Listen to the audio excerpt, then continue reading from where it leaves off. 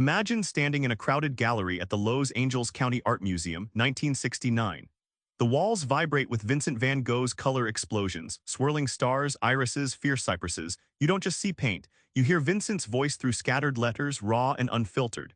How did a man trapped in torment turn paper and paint into revelations?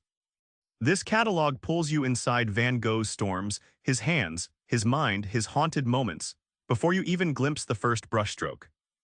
Van Gogh's art never lived in isolation. It came bundled with letters, a messy, honest thread weaving art and agony. Let's step inside his correspondence to crack open his creative code.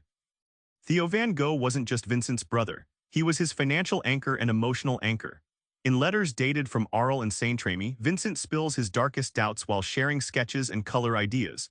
Without Theo's steady support, many of these now famous paintings might never have been born. Their bond was like a tightrope stretched across mental chaos, holding Vincent from falling into silence. Imagine reading a letter where every sentence feels painted on the page, words swirling with the same intensity as his starry night skies. His letters weren't just reports, they were vivid strokes of feeling, blending frustration, vibrant dreams, and raw desperation. This is like hearing a symphony where every note shifts mood and color, giving us more than facts. We get the breath behind every brushstroke. The payoff? These letters show us how art and human struggle are inseparable. Van Gogh's pain isn't a sideshow but the very pulse in his work. They remind you that creativity often blooms from the wildest chaos, pushing us to find hope even when everything feels lost. Van Gogh didn't just use color, he wielded it like a weapon and a lullaby. Let's decode how his bruised soul translated into blazing yellows and haunting blues.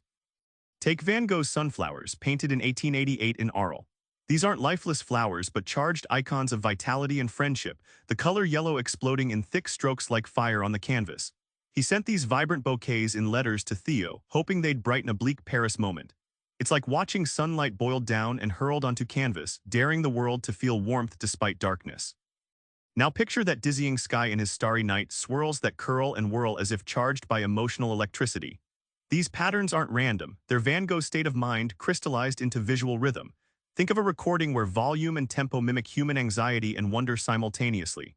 The sky sings and trembles, its motion you can see and almost touch. Why such boldness with color? Because for Van Gogh, paint was both rebellion and medicine. He wasn't just creating pretty pictures, he was fighting his demons, using color to scream, soothe, and make sense of a fracturing world. His palette became a lifeline, helping him wrest control over chaos and despair.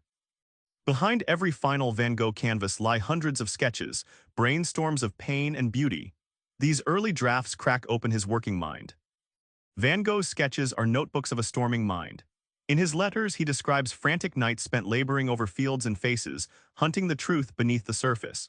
His drawings from Auvers-sur-Oise reveal raw energy, twisted, jagged lines capturing the unstable earth beneath his feet. Each sketch is like an urgent whisper before the shouting final painting. Think of these drawings as mental blueprints, but not in a sterile way. They're more like jazz riffs, improvised, spontaneous, alive. The sketch is where Van Gogh wrestled with nature's wildness, trapping rough textures and shadows with sharp, quick strokes. It's like peeking behind the curtain at the artist's mind, sketching out the storm before the calm of the finished piece. What's striking is how many sketches informed multiple famous paintings, each adding layers of meaning and precision. This iterative process teaches us that masterpieces are rarely born whole. They're cobbled out of relentless practice, mistakes, and fresh attempts. Van Gogh turned his obsession with detail into the legends we revere today. Remember that gallery from the start? Those swirling stars and blazing sunflowers become clearer now, not just paintings but fragments from a life lived on the edge, told through letters, colors, and sketches. Van Gogh's story teaches you to lean into your mess, voice your chaos, and paint your raw truth. Try this. Grab a pencil and write or draw what's twisting in your mind. No edits, just feeling. You might just surprise yourself. Subscribe for more book summaries like this one.